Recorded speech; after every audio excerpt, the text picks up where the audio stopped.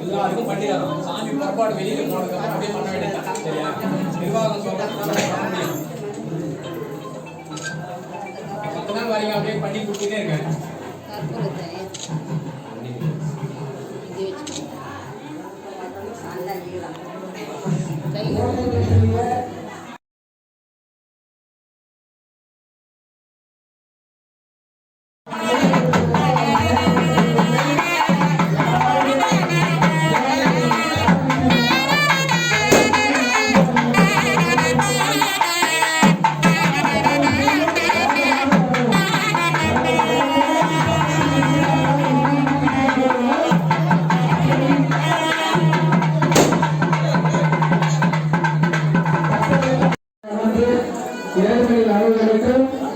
பதட்டப்படாமல் பொறுமையாக வருமாறு அன்புடன் கேட்டுக்கொள்கிறோம். தயவு செய்து வரிசையில் வருவோம். முடியாதவர்கள் தயவு செய்து காத்திருக்கும் ஏற்பாடு செய்கிறோம்.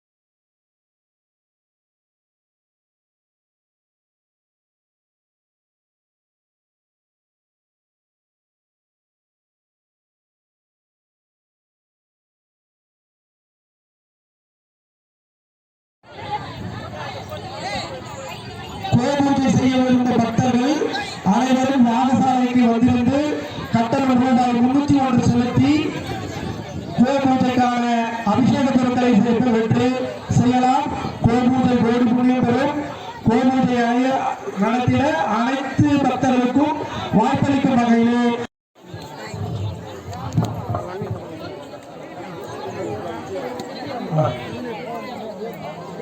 அனைத்து அன்பர்களும் கோபூஜை நடக்கும் மைதானத்திற்கு வரும்படி கேட்டுக்கொள்கிறோம். முப்பொழுது அவர்கள் எழுந்து வைக்கும் இவ்விடத்திலே உங்களுக்கான கோபூஜை சிறப்பான முறையில் சாய் சுரேஷ் ஐயா அவர்களின் சிறந்ததொரு கானமழை நிலைய அனைவரும் காத்திருங்கள். பக்தி பாடல்களின் மிகவும் புகழ்பெற்ற சாய் சுரேஷ் அவர்களின் இன்னிசை கச்சேரி நடைபெற உள்ளது. அனைத்து பக்தர்களும் கோபூஜை செய்ய அன்புடன் அழைக்கிறோம். கட்டணம் ரூபாய் 301 செலுத்தி தாங்கள் ஒரு நாள் 2 பேர் 3 பேர் நிற்கலாம். எல்லாரும் புஷ்பம் நீங்க பக்தர்கள் அனைவரும் உச்சமாட்டு அதிகரிக்குமாறு கேட்டுக்கொள்கிறோம்.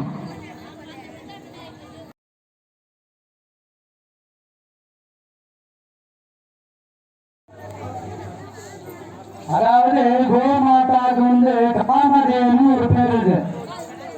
கருப்பு காமதேவன் கேள்வி இருப்பீங்களா? திரியசக்தியோட 330 கோடி தேவர்களும் பசுமாட்டுக்குள்ள அடக்கமா. அதனால பசுமாட்டுக்கு போயிட்டு போனா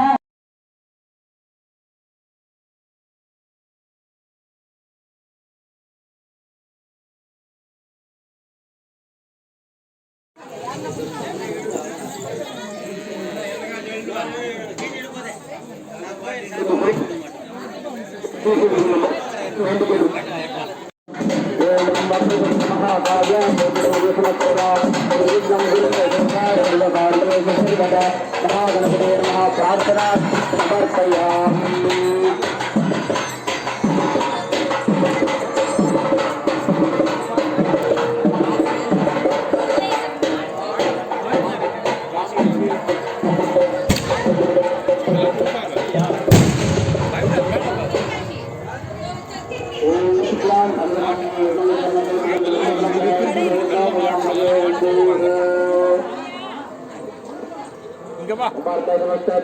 द्वारा श्री परमेश्वर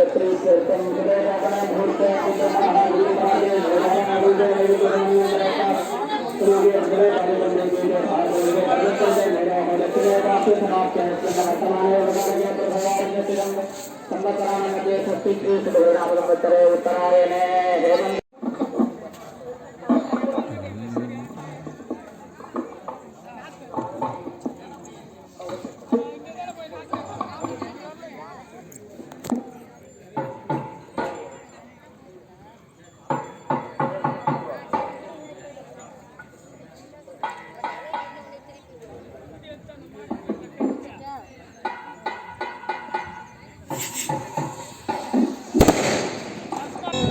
பூமிக்கு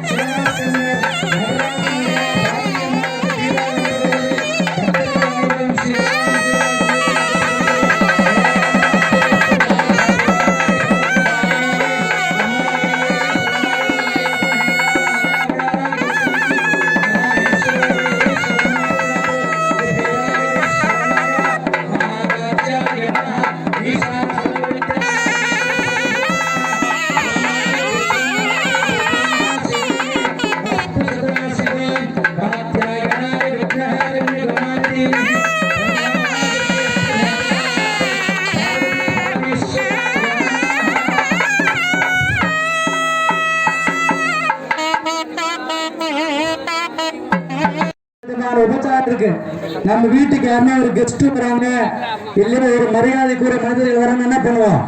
சார் வாங்க, காலைக்கு கிளம்பிக்கிறீங்களா, உட்காந்துக்கோங்க, சேர் போட்டோமா, பாய் போட்டோமா, என்ன சாப்பிட்றீங்க, தண்ணி சாப்பிட்றீங்களா, கூல்ட்ரிங்க் சாப்பிட்றீங்களா, டீ சாப்பிட்றீங்களா, காஃபி சாப்பிட்றீங்களா, ஒரு மனுஷாளுக்கே ஒருத்தர் உபச்சாரம் பண்றோம். இப்போ 30 தேவையில் மாட்டுக்கு எவ்வளோ உபச்சாரம் பண்ணணும். அதுல மகாலட்சுமியை ஆவாகனம் பண்ண போறோம். சரிங்களா? 30 தேவதைகளே வந்து இந்த பசுமாட்டுக்குள்ள வந்து தங்குங்க அப்படின்னு சொல்லிட்டு அவங்களெல்லாம் கூப்பிட போறோம். கூப்பிட்ட அப்புறம் அவங்களுக்கு சும்மா சாதா சாரு பாயெல்லாம் பார்த்தா உட்கார மாட்டானா. நவரத்தினங்கள் வைடூரியம் வச்சு சோஃபா செட்டு போனோமா, சேரு சிம்மாசனம் பேரு. அந்த சோஃபா செட்டு போட்டால் தான் உட்காருவாங்களாம். அது மாதிரி நான் நவரத்தெல்லாம் வச்சு பதிச்சு உங்களுக்காக சிம்மாசனம் செஞ்சிருக்கேன், கோமகாலட்சுமி வந்து உட்கார்ந்துக்கோங்க அப்படின்னு பூஜை பண்ண போறோம். கால் அலம்பிக்கோங்க, கையெலும்பிக்கோங்க, ஜலம் தரேன், வாய் கொப்புளிங்க, ஸ்நானம் பண்ணி விடுறேன், குளிப்பாட்டி விடுறேன், குளிங்க, குளிச்சப்புறம் வஸ்திரம் தரேன். குளிச்சப்புறம் என்ன பண்ணாலும் துணி கட்டினேன் இல்லையா, அந்த வஸ்திரம் கொடுத்துருக்கேன், வஸ்திரம் கட்டிக்கோங்க, அலங்காரம் பண்ணிக்கோங்க. என்ன பண்ண அலங்காரம்னா மஞ்சள் வைக்கிறது, குங்குமம் வைக்கிறது, அலங்காரம் பண்றேன். ஆபரணம் நம்மளால தர முடியாது, சும்மா மனசுல நினைச்சுக்கிறேன், ஏதோ என்னால முடிஞ்சா செயின் நகை நட்டு போடுறேன் அப்படி மனசுல நினைச்சுக்கலாம். சரியா? ஆபரணம் கொடுக்குறேன். சரிங்களா? அதுக்கப்புறம் என்ன பண்ற, உபச்சாரம் பண்றேன். உபச்சாரம்னா நமக்கு யாருன்னா ஒரு வேலை ஆகணும், ஒரு மினிஸ்டர் கிட்ட வேலை ஆகணும், எம்எல்ஏ கிட்ட வேலை ஆகணும். சார் நீங்க நினைச்சா பண்ணிடலாம் சார், நீங்க என்ன பண்ணலாம் சார், நீங்க இதை பண்ண போறீங்க அப்படின்னு என்ன கேட்கறோம், சார் கிட்ட ரெக்வஸ்ட் பண்றோம். அந்த மாதிரி கோமகாலட்சுமி உபச்சாரம் பண்ண போறோம். அம்மா நீ இப்படி, நீ இயற்கை, நீ விகுர்த்தி, நீ தான் செயற்கை, நீ தான் விகுர்த்தி, நீ தான் தனலட்சுமி, நீ தான் தானலட்சுமி, நீ தான் சந்தானலட்சுமி அப்படின்னு சொல்லிட்டு 108 விதமான அர்ச்சனைகள் போற்றிகள் பண்ண போறோம். அந்த மாதிரி என்ன பண்ணுவாங்க, சந்தோஷம். ஆஹா, நம்மளை கூப்பிட்டு உட்கார வச்சு சேரெல்லாம் போட்டு குளிப்பாட்டு சொல்லி கொடுத்து அர்ச்சனை பண்றாங்கப்பா, என்ன பண்றதுன்னே தெரியலன்றாங்க. உடனே என்ன பண்றோம், பசிக்கும். ஃபர்ஸ்ட் என்ன பண்ணுவோம், உடனே ஒரு நைவேத்தியம், வாழைப்பழமோ அகத்திக்கிட்டயோ நம்மகிட்ட என்ன இருக்கோ அது நைவேத்தியமா கொடுக்க போறோம். அதுக்கப்புறம் ஹாரதி, கற்பூர ஹாரதி. கற்பூரம் முடிஞ்ச அப்புறம் பிரார்த்தனை, கையில் எல்லாரும் பூ எடுத்து வச்சுக்கணும், பிரார்த்தனை பண்ணி நமஸ்காரம் பண்ணிக்கணும். அதுக்கப்புறம் நீங்க சுவாமி கிட்ட என்னென்ன கேட்கிறீங்களோ அதெல்லாம் அம்மா திருப்பி உங்களுக்கு கொடுப்பா. அதனால பொறுமையா இருந்து எல்லா பசுமாட்டுக்கிட்டையும் எல்லா ஜனங்களும் இருந்து கோமகாலட்சுமிக்கு பூஜை பண்ற மாதிரி நிர்வாகத்தின் சார்பாக கேட்டுக்கொள்கிறேன். சரிங்களா? ஆரம்பிக்கலாமா? எல்லாம் இதே மாதிரி அமைதியா இருந்து கோ பூஜை பண்ணணும். பக்கத்து வீட்டு கதை, எதிர்த்து வீட்டு கதை, நேற்று பார்த்த சினிமா கதை, நாடக கதை எல்லாம் சாயந்தரம் வீட்டுக்கு போய் பேசிக்கலாம். எந்த கதையும் பேசக்கூடாது. சரிங்களா? இல்லைன்னா அக்கா வந்துருவாங்க. அக்கா யாரு? ஸ்ரீதேவிக்கு அக்கா யாரு? அந்த அக்கா வந்துருவாங்க. நம்ம பேசணும்னா வேண்டா, நீ ஸ்ரீதேவி பூஜை சொன்ன எங்க அக்கா வர சொல்றேன்னு சொல்லிட்டு எங்க அக்கா வந்துருவாங்க. அக்கா வராம இருந்தா என்ன பண்ணுவோம், சத்தியா பூஜை பண்ணணும். சத்தியா பூஜை பண்ணா அக்கா வர மாட்டாங்க. சத்தியா பண்ணா பண்ணாதவங்களுக்கு அக்கா வந்துருவாங்க. அதனால எல்லாரும் சத்தியா இருந்தாங்கன்னா மகாலட்சுமிக்கு பூஜை பண்ணா, பக்கத்து வீட்டு கதையை பேசினா அக்கா கிட்ட பேசலாம். சரிங்களா? இப்போ எல்லா பசுமாடுகிட்ட நினைக்கோங்க. முதல்ல நான் சொல்ற தியான ஸ்லோகத்தை திருப்பி சொல்லுங்க. மாங்கல்யே சிவே சர்வார்த்த சாதகே சரண்யே திரியம்பகே கௌரி தேவி நாராயணி நமோஸ்துதே நமஸ்தே அஸ்து மகாமாயே ஸ்ரீபீட்டே சுரபூஜிதே शंभु चक्र गदा हस्ते महालक्ष्मी நமோஸ்துதே. அம்பால வர்ணிக்கிறோம். அம்மா சக்தி பீடத்தில் இருக்கிற, சங்கு சக்கரத்தோடு இருக்கிற, நவரத்னத்தோடு இருக்கிற மகாலட்சுமி தாயே வாங்க அப்படின்னு சொல்லி சுவாமிக்கு பிரார்த்தனை பண்ணி மகாலட்சுமி வரவேற்கிறோம். சரிங்களா? பக்ஷ சகித ஹே மகா லக்ஷ்மி தியாயாமி. அதாவது வக்ஷ சகிதன்னா கரக, பசு மாடு மடி இருக்கு பாத்தீங்களா, அதுதான் வக்ஷம் பேரு. அந்த மாதிரி பசு வக்ஷத்தோடு இருக்கிற மடி கூட இருக்கிற கோமகாலட்சுமி வாங்க, நான் உங்களை ஆவாகனம் பண்றேன்னு சொல்றோம். கோமகாலட்சுமி தேவதா. எல்லாத்தையும் புஷ்பம் போட சொல்லுங்க. எல்லாருமே புஷ்பம் எடுத்துக்கோங்க. எல்லா மாட்டுக்கும் 2 போடுங்க. கோமகாலட்சுமி தேவதாகி நமஹ. ஜாகாமி ஓ மகாலட்சுமி தேவதாம் 108 மாடுக்கும் பூ வச்சணும். ஓ மகாலட்சுமி தேவதாம் ஆவாஹயாமி.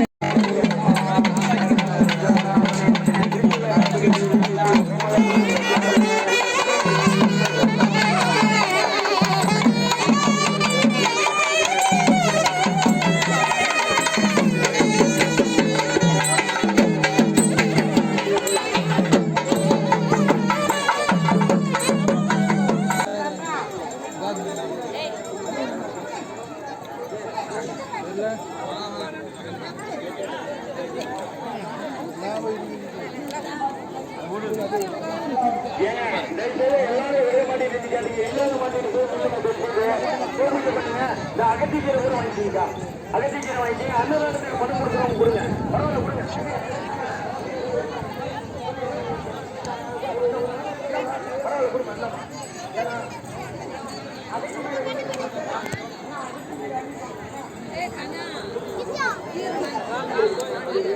சாமி அன்னதானத்துக்கு 100 ரூபாய் கணக்கு கொடுத்தாங்க.